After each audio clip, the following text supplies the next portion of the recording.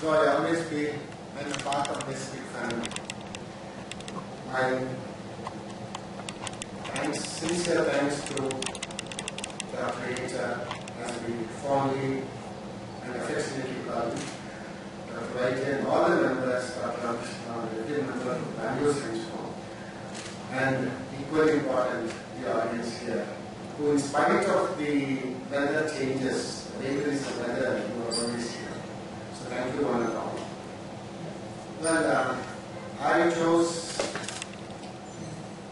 a topic where honestly I must confess have not done much work. Because if I speak about the topic on which I have done the work, it is mainly phytochemistry on chloride alkaloids, which would be purely of technical interest. So I chose something which would be more relevant and perhaps in the days to come, more and more people in cafes, in our hotels also will start talking about the topic of manipulating life. There will be several big questions. Well, this is experimenting with cells is what I have preferred. I just thought, why not we take a journey towards what has happened and where are we going? As I always made a knowledge of life to travel in a train, you have the lighting station, you have the departing station, you have in between so many, and here too, in science, we have several pathways, there are several journeys.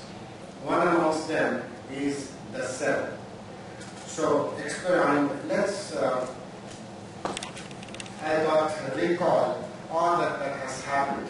So when we talk of the cell and its origin, we almost have to talk about the origin of Earth itself. But that's a very big topic and that takes a lot of time, so I thought we'll directly come to the very question of the formation of the cell. The theories are quite varied, and I just picked and chose very strange situations like the occurrence of pollen grains from a meteorite. So we have the pollen grains which have been isolated from a meteorite, and then we have the concept and the identification, isolation of certain life forms from the white smoke and the black smoke, what are called as white smokers and the black smoker, which are erupting deep inside and specifically at certain points in both terrestrial as well as the marine habitats. Then, of course, we have the classical experiment of Urey and Miller who tried to demonstrate chemical evolution. Going through the organization that we encounter, the simplest cellular organization, because viruses come somewhere in a very vague domain. So we have the prokaryotic cell, which is a very simple organization, and this bacterium could play havoc in the 40s, 30s, and earlier. We have, thanks to technology, we have wonderful fourth generation antibiotics which can control the infection of bacteria. But now we are dealing with smaller units of the viruses. Anyway, so we have the prokaryotic cells in the organization, one being the complex, one being quite simple. And we have such varied nature, Mother Nature has provided with such varied shape, size, structure. What you find on the figure is Wolffia, the smallest angiosperm. The plant itself is so minute, it produces beautiful minute flowers. I'm sorry, I couldn't get a flower photograph of that flower produced by this minute plant. That is on the left side. This is Wolffia. You have so many plants. Each bit there is a plant. And these are the giant Californian radioes. If one happens to pass through Sacramento, through San Francisco, there is one tree where a matador-sized van can pass through the trunk of this Californian redwood. So among animals you have the smallest mammal. It's a bat, it looks like a frog. This is the smallest mammal. You can find the size which is on the nail of this finger. The smallest, and the largest, which is the blue whale, which is the largest animal. So such is the diversity that we find. And when we talk of diversity, we are always reminded of Darwin's concept that he came up with his famous theory. And here, there again is a very big controversy, and must say, or a topic that is not topic on where create evolution versus intelligent design. And this is picking up in the US right now. The church seems to favor the intelligent design. And this, I think, is start to mean appreciate the postural situation that we are moving into. So I am glad that many of these MNCs are seeking refuge and they are seeking the help of yoga therapists, yogic sciences, so that they try to become homo erectus, or rather simulate him rather than lose their personal posture. Anyway, when it comes to survival, the bellograph is one of the celebrated ones where if we talk of anything, it follows this typical bellograph, which is also the logic of natural selection.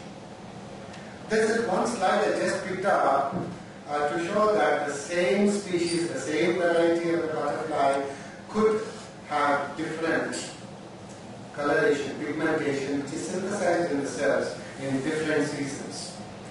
The same organism, look at the camouflage, or look at adaptation, the adaptability. Well, the main theme of today's topic, I thought, is let us take the journey from the cell to what is happening now. What was so difficult to observe a cell, and now they are trying to create a cell. I'm talking human beings. Anyway, so going back to the past, we have Robert Hooke and the discovery. This was an epoch-making situation because we can say that Robert Hooke, this is exactly what he observed. He called all the compartments as cells. No contents were observed by him. He gives a beautiful description of micrographia. We can Google it and you can read the entire micrographia. And 1653, he first reported this. And this I chose because it is the original hand diagram. So I try to motivate students saying, when Hooke could draw such a beautiful diagram, why can't you? Fortunately, some of our students do draw very well. I chose to say try to tune because inquisitiveness of man has led to the inventions. A lens. I think we owe a lot to the lens grinders who could develop the finest lenses. And from a simple unit which could magnify anything, we have moved on, and this is a very short journey we are going. And through the timeline, the development of the microscope. So the art of bending lenses, and this was mainly to make our observation more clear, because presbyopia is such a natural phenomenon that we need to use the aid of a lens with age. And then we have, and strangely, as we look at history, we find that Europe has done, contributed a lot in the field of these lenses. And just for curiosity, there are hundreds of these microscopes which were discovered over a period of time, and I believe that many of the body tubes were made of pure gold. And these are some of the ones, and I think failing our duty, and unless we think, remember a few people, there are many people in science, but sometimes with appropriate context, we need to salute them. Carl Zeiss is one. But we have seen some of the shops here in Bangalore with the Zeiss, the optical, and in specs it is not the frame they have with gold or aluminum or ordinary plastic. but it's the lens. So we have this. And when we talk about this, resolution occupies the prime position in any microscopy, even the cameras that we use. And I'm not going into the physics of it. We can, and humans have played, particularly microscopists, without staining the cells, manipulating the wavelengths of light. This is a beautiful example where we find is an unstained natural pigmented, it's a natural color of the polar gray. We have it under the bright field, and this is under the dark field. And using this technique, I think now the film industry is trying to take in the best of all these techniques. This is using the fluorescent microscope, fluorescence, where only the light components are manipulated. And we have the same cell. These are 4 different pictures of the same cell using different wavelengths of light. So fluorescent is desmate, which is a very close relative of diatom. Here is the biolab. Of course, it's an older model. The later models have come, and now non-invasive techniques are used in the medical field. Like I remember a long time back, maybe in my high school days, that the doctor used to ask somebody to eat the barium meal. And when the barium used to pass through the esophagus, the gullet, and go to the stomach, try to find out if there is an ulcer by repeating the X-rays. From that stage, and earlier to that part, we used to open up the thoracic or the gastric chamber. But now we have non-invasive techniques, and all thanks to the great physicists who contributed to understanding using sound waves, light waves, all are non-invasive methods. And I would like you to draw your attention. I was fortunate to work in this lab, or rather, I should correct myself, to get exposed and learn a bit. This is at Biopolis, Singapore, which is now a threat and a challenge to the great universities of the world. In fact, Craig Winter also has his apprehensions about this place called Biopolis. Here, the person standing next to me is literally explaining to me. She was our student in 1987. Dr. Varika had also taught her, Dr. Prabha Sampal, who is the Director of STEM Cell Research at the Institute of Medical Biology. I'll come to that later. I have another clipping of her. And this is the latest gadget where everything is interfaced with monitors and data storage, and the latest techniques are used here. And this is a very diagrammatic representation of how we can interface, use the microscope, record it, store the data, and in the optical mixer use all manipulative combinations to get the best information in the most non-invasive way. And we have the first electron microscope that was constructed by Ruska in 1933, which was huge. The 2 diagrams are not to scale. And we have in 1973 the most modified version, and this version is now currently available at NIMHANS. They have another version, the scanning electron microscope, if I'm right, Dr. Mohan is there at NIMHANS, he is operating it. And this is the Simons. And now we have slight modifications of this. This has become the standard. This is the electron microscope, and normally gold is used in microscopy, particularly electron microscopy. So here I downloaded this from Google. It's an insect coated with gold. And why it's not here, because this appears more distinct. Can please off these. Because now we have a film where they have taken this picture and animated it. There's a film running in Bangalore now, Ega, which literally means flying. So that, because I wanted, my idea was to show this mosaic eye, with the different facets, the beautiful face. This is of the fly, and this is the spider.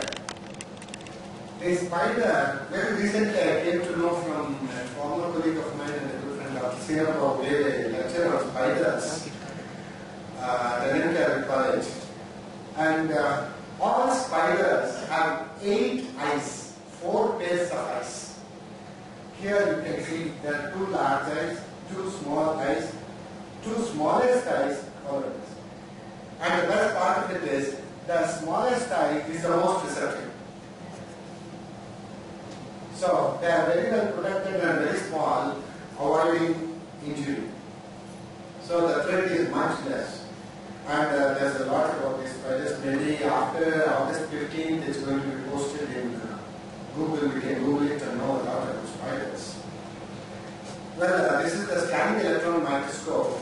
And just to mention this, this is a small grain, but that chosen the smallest grain of ash from the volcanic eruption from Mount St. Helena. And this is interesting. This is one of our Indians. She did a Suprika. I had another one from the Army College. One of our former students' cousin has done this. But I thought this is a better picture.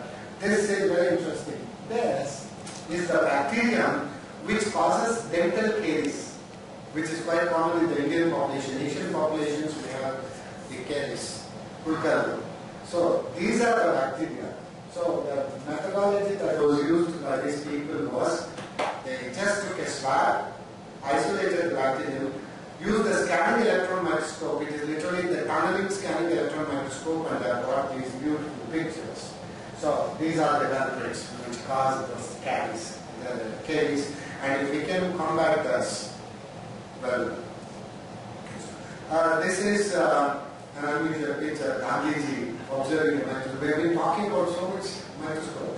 So I was so thrilled. My good friend and colleague, Professor Venugopal, gave me this. So immediately I put it and said, yes, let us take pride. And here I thought, yes, Gandhiji was not against technology. He appreciated it.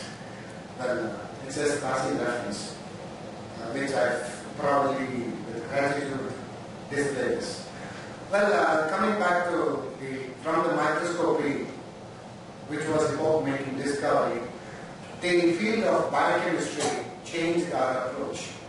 And the building blocks, understanding of this, Emil Fischer, Linus Pauling, all these people contributed to the understanding of the structure of the proteins, the carbohydrates, and along with us, or prior to this actually, Emil Fischer was relatively later, 1900, and before that, there was a very, very important step in the study of the understanding of the cell itself, Robert Brown, who used the word nucleus. And the advent and the development of technology with electron microscopy, understanding of the nucleus became more. And here is a picture where we can go on from the organism to the organ, to the cell, to the content of the cell, and finally it is the DNA. When we talk of the cell, at many places I read in literature, they have been described as nanofactories. Each cell is a nanofactory. And this is a very, very familiar chart. In fact, we have this in our laboratory long time back. This was displayed there. And still it is valid in the sense all these reactions remain unchanged. So we have fatty acid metabolism, we have respiratory metabolism, we have pigment biosynthesis, we have the most crucial thing in energy release, glycolysis, breakdown of glucose, and all seem to be interrelated. And here, when I was talking with one of my student friends who is the director of neonatology at Bangalore Hospital in New Hampshire, very casually we were talking about a cup of tea, and I just told him, hey, come on, doctor, tell me what's the reason why some people eat less and They put on weight. Why is that? Some people eat a lot like me, but they don't put on weight. So I made a joke because he was on the heavier side. So I just told him, yeah, very hard than Hardy. And come up with the reason. And one of the reasons, biological reasons is, let's consider the situation. Let us say we have 3 people here. One is Warren, one is Hardy, and the other person is an athlete. Maybe P.T. Usha is there, fine. So, all of us are given about 5 idlis. We eat, it's a carbohydrate. So we eat, all of us take the rice, the digested, finally glucose. End product is glucose. So this glucose undergoes glycolysis, which means glucose is broken down into palic acid in one step. But actually it's a long process. This glucose, again assuming that we get plenty of oxygen and inside the mitochondria oxidizes it, fine. So it enters what is called as a crucial reaction, the tricarboxylic acid cycle or the Krebs cycle or the citric acid cycle, that are the synonyms. Here it's wonderful that in some people, as it moves from the glutamic acid and the succinic acid, as it goes the other way, it deviates from here and goes on into forming succinate derivatives and finally forming ketoglutarate and finally amino acids. So we are eating idli, but in that body, the person is building up proteins.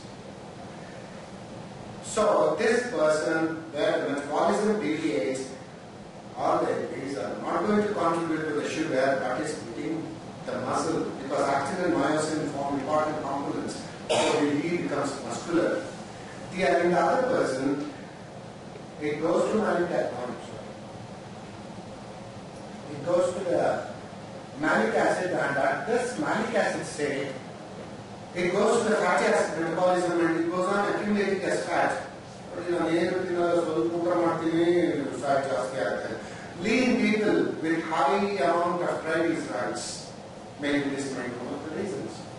And in some people, and this is the second category where they eat less but still they put on weight or they accumulate fast. And the third category, the process goes on so efficiently that everything is metabolized but they have a lot of energy. One idli is enough for them, they have so much of ATP, they have so much of energy. So, 3 different categories. And what determines all this? The gene, the genes. So, I guess that's a relatively better answer. Now we come to the ATP, and ever since it was discovered and it became popular, it's been described as the energy currency. So, if you have money, we are rich. So, if you have a lot of energy, we are always active, and we are not.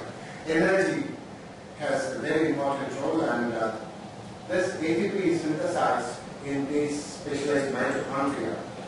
And if I can I think if time permits at the end, I can have an animation of this ATP. But currently ATP is a molecule which I think we are all seated here and we are still at this hour of the day, we are able to perceive and feel comfortable because of the ATP that's continuously burned within us. So we have this, and this light energy is captured, converted into chemical energy by the chlorophyll molecules. And somebody long time back in the years of science thought of incorporating chlorophyll molecules into our animal cells and see what would be the consequence. Well, it was a totally different situation. Nature is not so liberal with us. Or perhaps we do find there is a very strange coincidence that some of our gods are painted green, some blue. Maybe there could be a correlation between their ability to harness solar energy or whatever, anyway.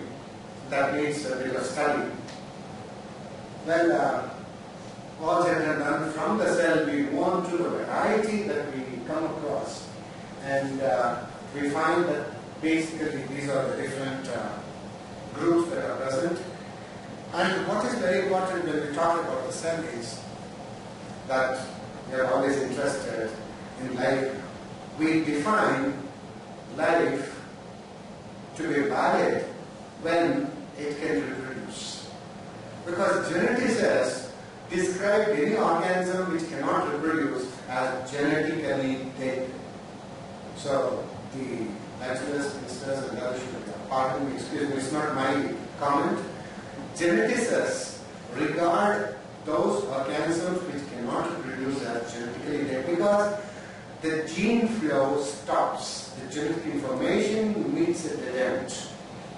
So, for this life to get itself, there are two events, and these events are remarkable, mitosis and meiosis. And apart from this, there are many others, but trying to look at something which is fascinating about this, the main purpose of cell division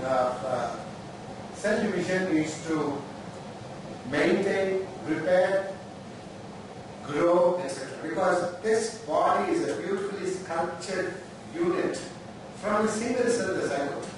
It's developed, it's sculpted by nature, and everything is programmed and organized. And is it that cells can go on dividing and redividing? It has been observed that after 252 divisions, the cell stops dividing. That's how they are trying to understand senescence. How is that age? We have young age, then adulthood, then stabilized, then there's a decline, senescence, and death. It's a very normal process. And now we have this discovery. And the recent Nobel Prize, 2009 Nobel Prize, was shared by two people, Caroline Whitney, called as Carol, for the discovery of the analysis of the telomeres. Yesterday, Dr. Sridhar was mentioning about these telomeres.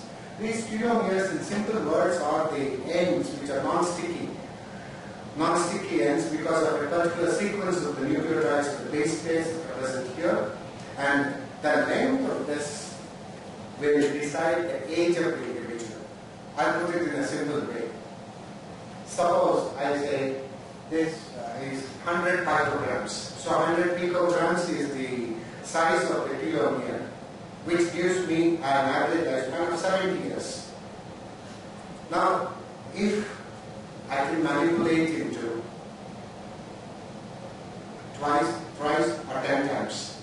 So 10 times I increase from 100 to 700 picograms, redundant using a variety of enzymes. Theoretically, I extend this telomere. I can live for 700 years.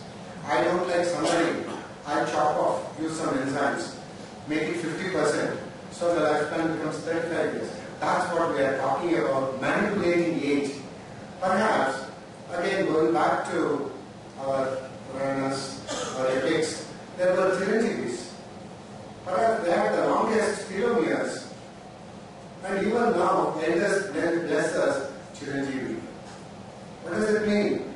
At least let the telomere be functional, let there not be mutations. Live as long as they allow you to live. So, maybe this is really interesting.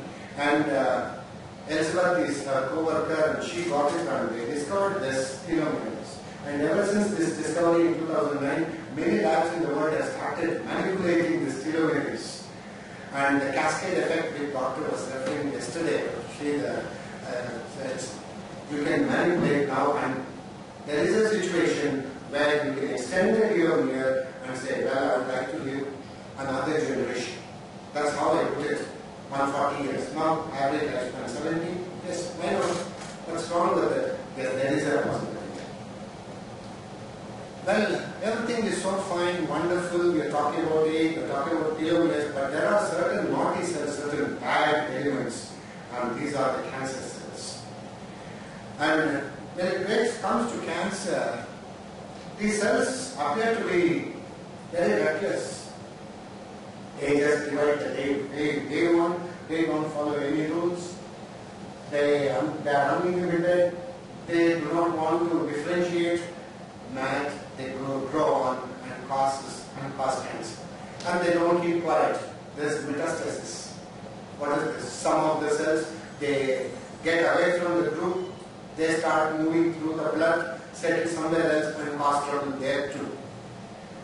Well, Basically, if you look at it, a normal cell obeys rules. It goes by the normal parameters laid by nature, whereas this tries to descend from the normal. Then we have the cells which die rather than misbehaving. Because after 52 cycles, telomere says that's enough, better you get lost. Let us be an opportunity for a new cell. But here, no. They not only do not die, but they start moving around the entire body. And then they try to manipulate, resulting in mutations. Well, understanding the cell and knowing more and more about the cell has led humans to try to look at alleviating suffering, because the human philosophy is, if you look at all the scriptures, even the Vedas say, let noble thoughts come to us from every side. But what is that noble thought? Let us end the suffering. Buddha wanted to end the suffering of humans.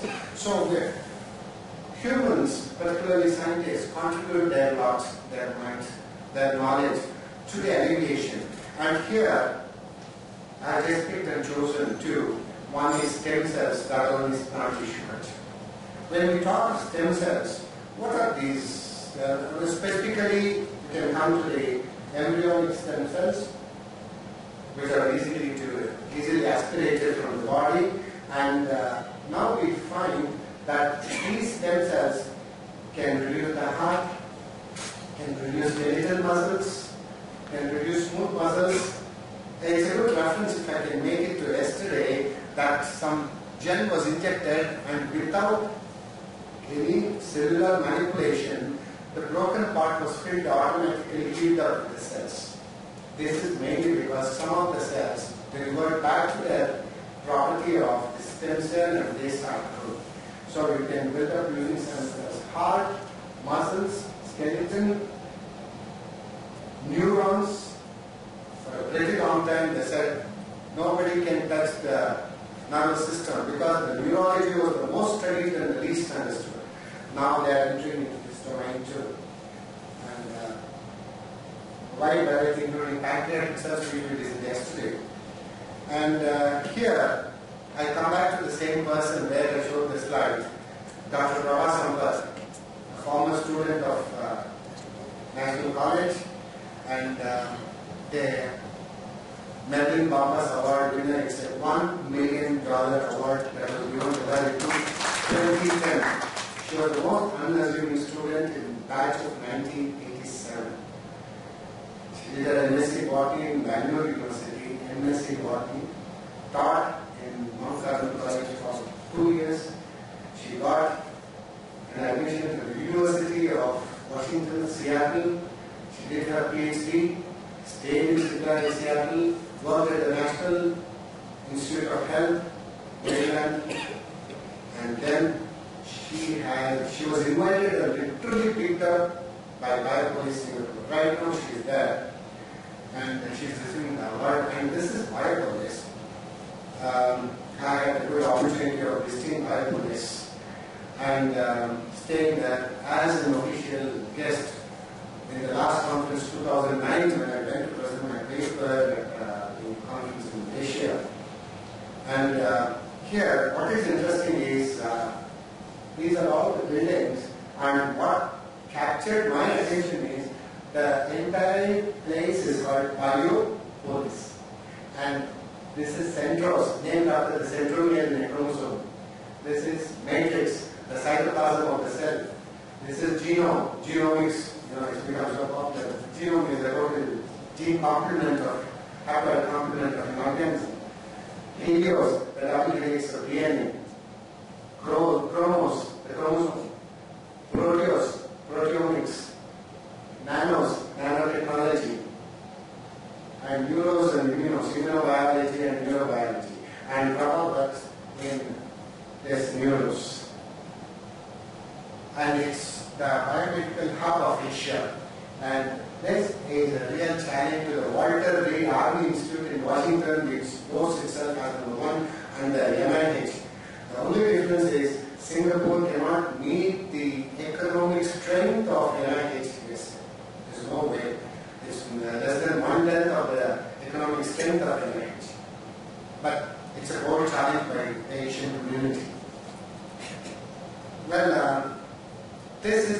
actual experiment conducted successfully by Prabha Sampath, and I take your permission for a few moments to actually show a video that I have been able to procure from her. I have taken this, and this is the actual videograph. And when you look at this, it is a few stem cells were taken, and these stem cells were taken and cultured in a petri dish. What we are observing here is in a petri dish. It is on the matrix. Now, these cells are stem cells which have become the radioscytes, the cardiac cells, and look at their function. They have started rhythmically contracting like the heartbeats. So she has succeeded in this. So you find the rhythmic contraction, and I asked her why that there is so many cells here and less cells here. And the answer that she gave me, I'll show you another one while I am talking. The answer she told me is there is a very uneven distribution of the cells. Then after observing several of these plates, then suddenly something flashed to my mind, sir. Prabha, why don't you feel that this is gradually trying to develop into a heart with these as the chambers? And she said, oh sir,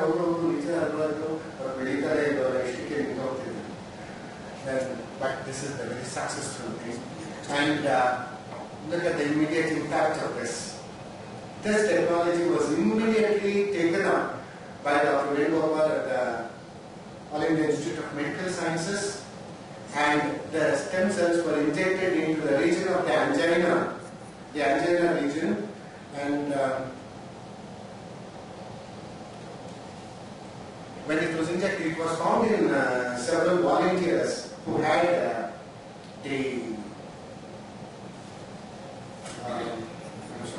myocardial infarction. So in those regions, the pain was lessened and most of the damaged parts were regenerated. And the credit goes to Dr. Gokul, who successfully implemented this discovery. In fact, because of this, Prabha has been given a $10 million grant now.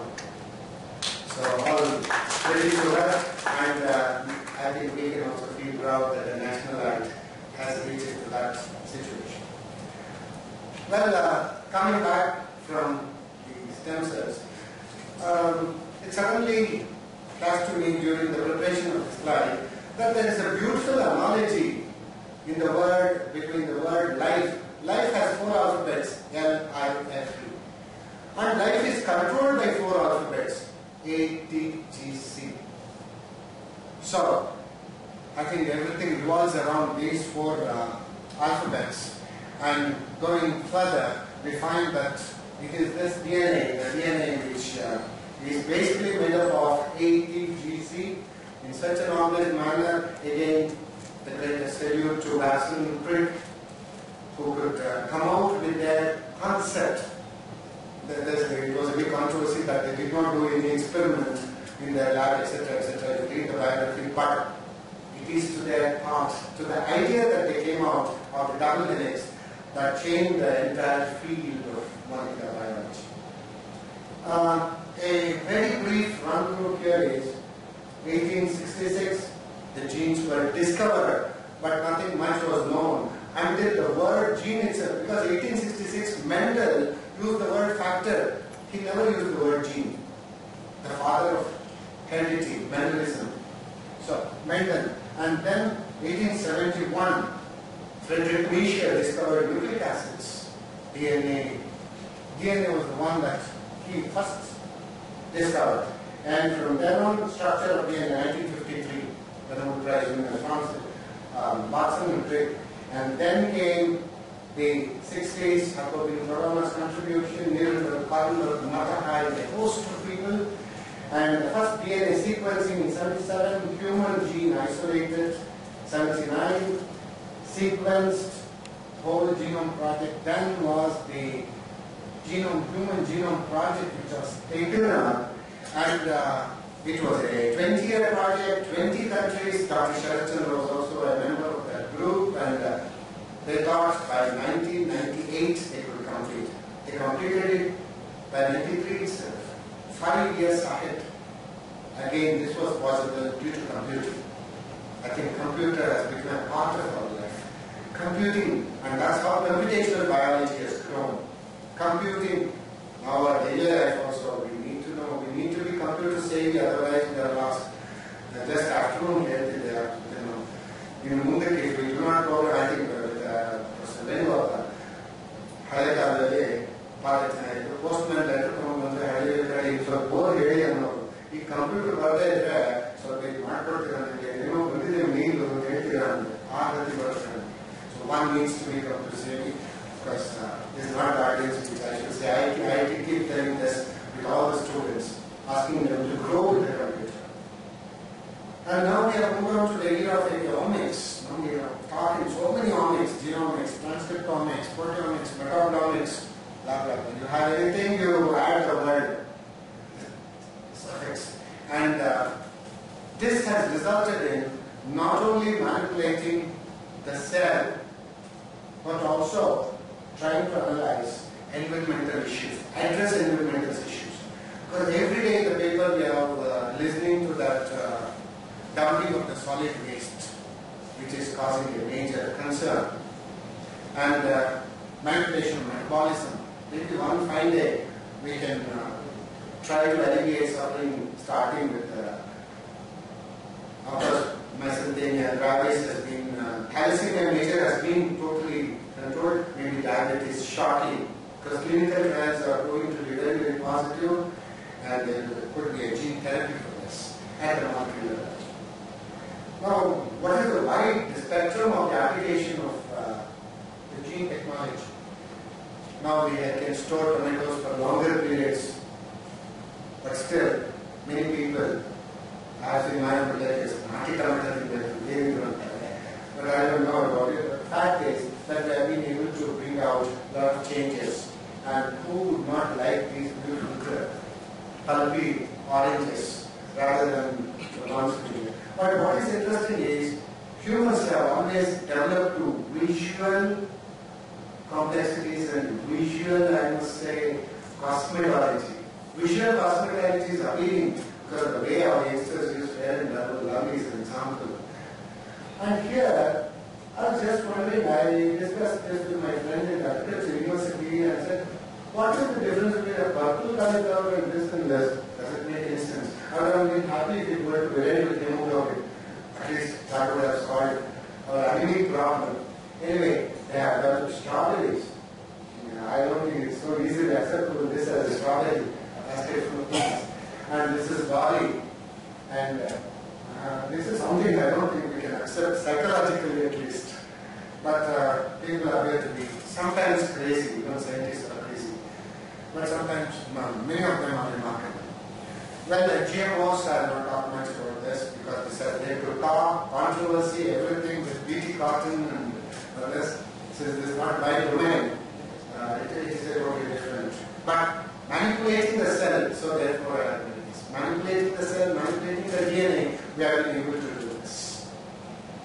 But one very, very significant manipulation, though we say Dolly is a failure in one case and it is success in another sense, what appears to be more relevant is if we can bring about, control these genetic disorders at different levels, maybe at the cellular, embryonic level, we can try to have healthy babies.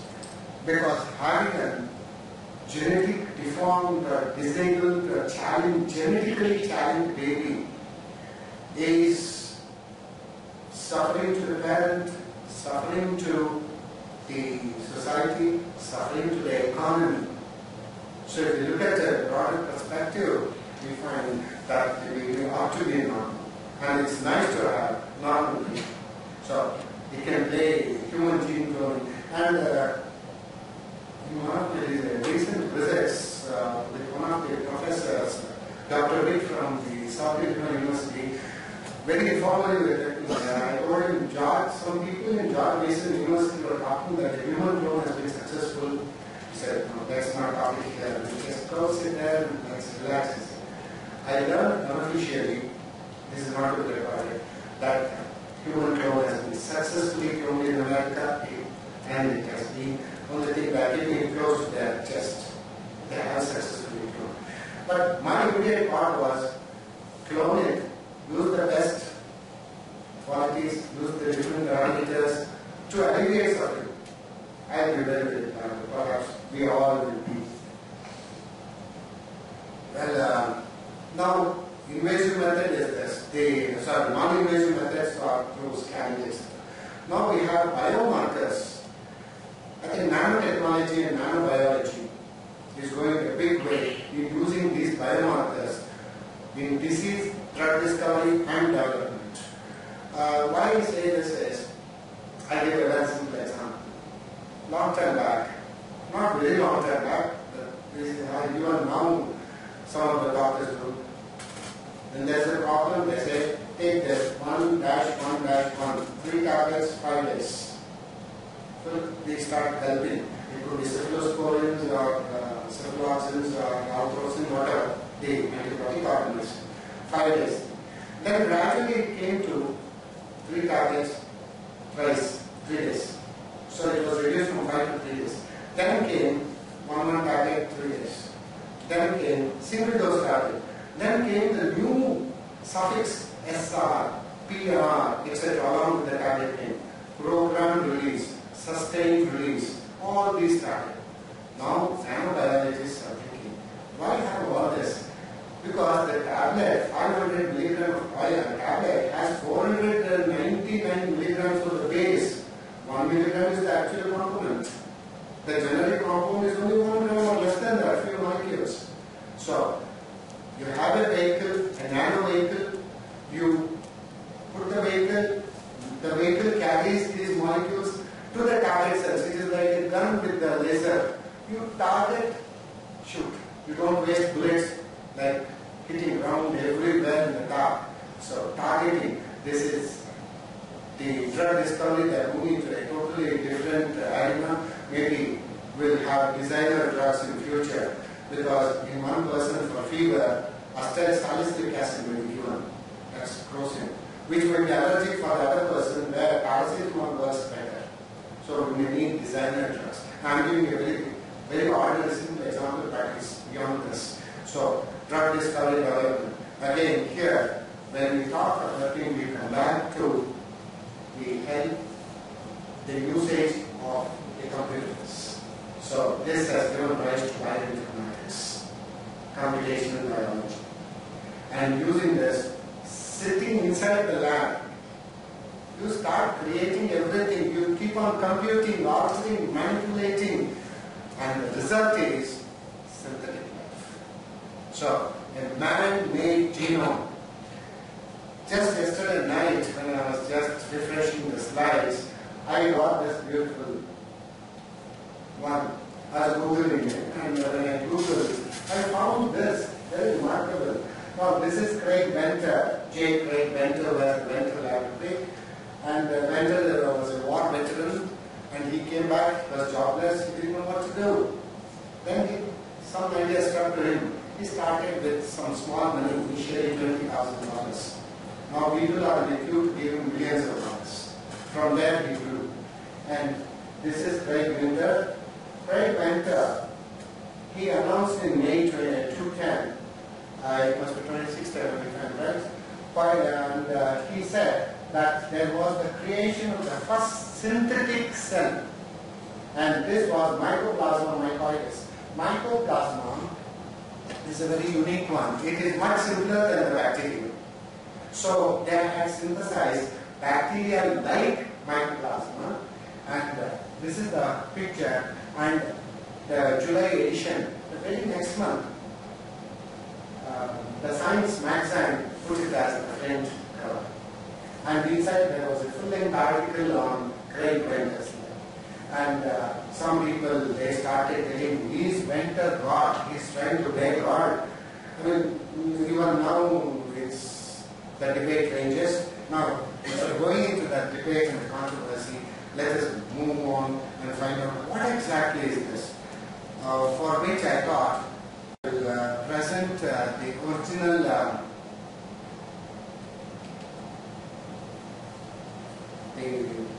this is the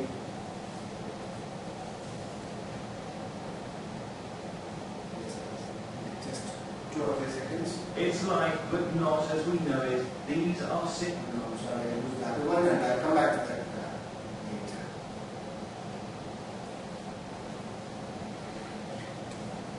later. And scientists announced today they have made a major breakthrough in the quest to create life in a laboratory. For the first time, they have produced a living cell in which the active DNA was put together by computers.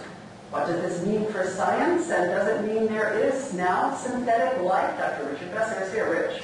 That's right, Diane. Today's announcement marks a major turning point. Researchers have now created life from non-living parts. They call it a synthetic cell. World-renowned geneticist Craig Venter has been trying to unlock the mystery of life for 15 years. What have you achieved? Well, we announced today the first synthetic cell. Instead of having a genetic relative that it evolved from, the parent of this cell is a computer. What Venter has done is astonishing. With just 4 bottles of chemicals off the shelf in his lab, his team replicated more than 1 million bits of genetic code to create a living organism. Here's how it worked. They isolated bacterial cells and removed all of their genetic material, the DNA from inside. Then they took those 4 bottles of chemicals and used them to create new genetic material. They transplanted it into the empty cell. That material, that new cell booted up and began to reproduce. And reproduce 1 billion times. I think this is the creation of life, and I think it's an experiment that shows that life is not a mystery. It's that's a mysterious force that infuses things, that makes them come alive. You put the right genetic message in the right order, put it into the right environment, it will come alive. But along with promise comes precaution. Like any great scientific innovation, this has enormous promise and enormous peril. This may allow us to make more virulent viruses. This could unleash a bacterium on the world that has properties we didn't expect that could cause great disease or ecological damage. Scientists will surely debate whether this is truly creating new life, but no one can deny the potential impact of this achievement. Venter says that within a year, this technology will be producing vaccines, and in the future, bacteria may be used as powerhouses to generate energy and clean up oil spills. I'm not so sure with what the one person said, that life is not a mystery, by the way. But what's the one word you've been hearing from scientists all day? Historic. Historic. And it's going to be banner headline of the scientific world. That's right. Thank you, Rich Pesto. This was about the announcement of the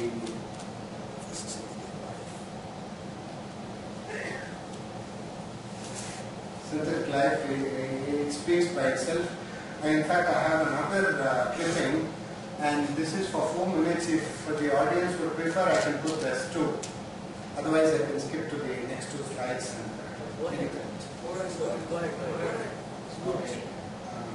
Because the previous one was for 2 minutes, and this clipping is for, it's almost an overlapping of the previous, but it's for 4 minutes, 20 seconds if I'm right. I guess it's interesting to... It's like, but not as we know it. These are synthetic cells, bacteria that have been hijacked with man-made DNA to produce a new species that's never before existed in nature. Their American creator believes artificial life can be designed in the lab to produce biofuels to solve the energy crisis, clean up environmental disasters, even make new chemicals or food ingredients. At a dramatic Washington news conference, Dr. Craig Venter said the technology could make new vaccines, perhaps even for the common cold, and make old ones more quickly. We have ongoing funding to try and use these new synthetic DNA tools to perhaps make the flu vaccine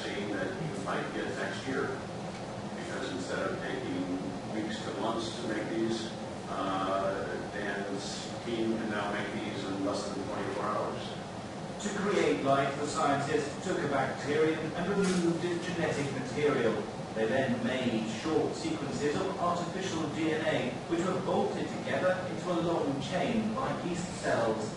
The artificial genetic code was then injected back into the bacterium, where it rebooted as a whole new life form that grew and replicated as normal. But already some ethics experts warned that the scientists are playing God and fear what would happen if the new species was released into the environment, and there could be sinister uses of the technology too. Personally, I think that the greatest issue posed by this research is not very easy to do with the fact that it's artificial life and such.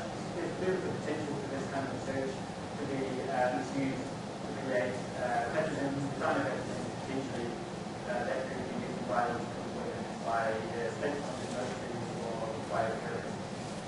This is the dawn of a new age of synthetic biology. The race is now on to harness its scientific potential, but it also raises the question, if life can be designed on a computer and created on a laboratory bench, what's the difference between a living organism and a machine? Thomas Moore, Sky News. It's life, but not as we know it. These are synthetic.